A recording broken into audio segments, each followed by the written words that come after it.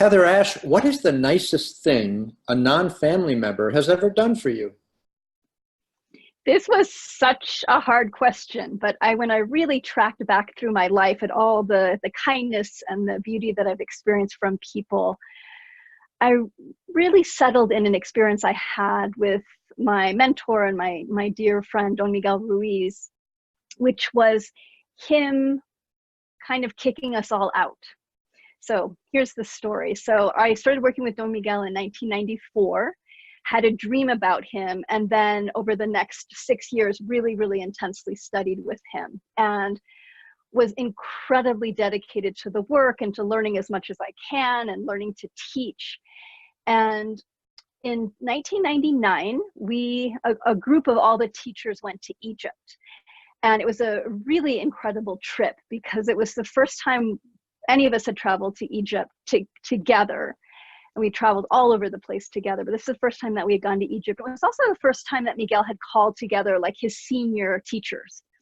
And so about, I don't know, 4 or 5 days into the Egypt trip, he brought us back into one of what they call the holiest of the holies, this incredibly sacred spot. And he made the announcement that he was disbanding our group and that he was setting us all free.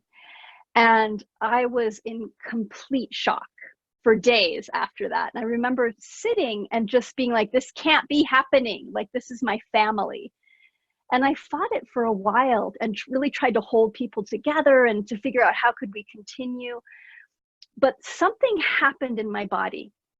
When Miguel made that announcement, like it felt like something broke, not in a bad way, but like something separated inside of me. And what I knew is that I had to take the teachings out into the world, that I had to go forward on my own and integrate what I had been learning. And Miguel was incredibly supportive of that. So there were a lot of people that continued to study with him. There was another group that he started not too long after that called Dreaming. And my body was like, nope, you can't go. And so, and it was such a strange thing. I was like one of the most dedicated students, and suddenly I knew I couldn't continue to work with him in the same fashion.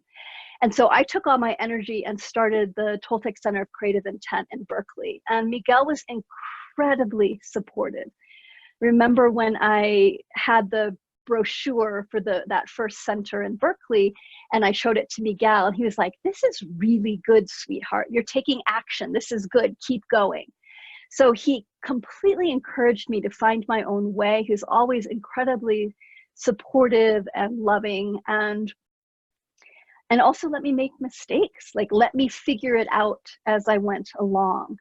He never like questioned my decision to not go into this particular dreaming circle. He always trusted that I was doing what was right for me.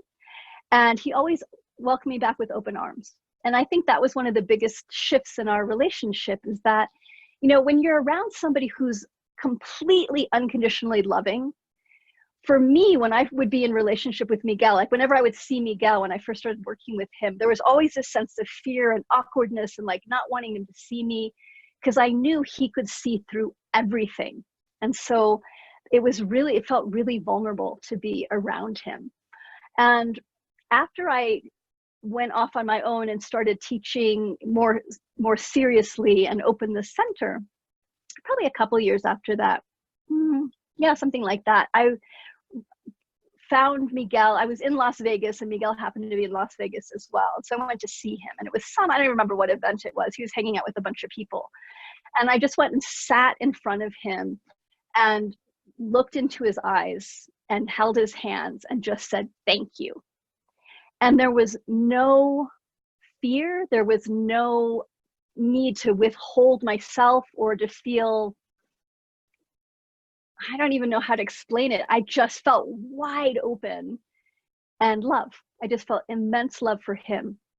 And that gift of him letting me find my way and come back again to be equals, to really respect who he will always be in my life as that incredible mentor, but that he also gave me the spaciousness to go out and find my own feet, to find my own capacity to love and then be able to mirror and see that reflected in his eyes from that experience.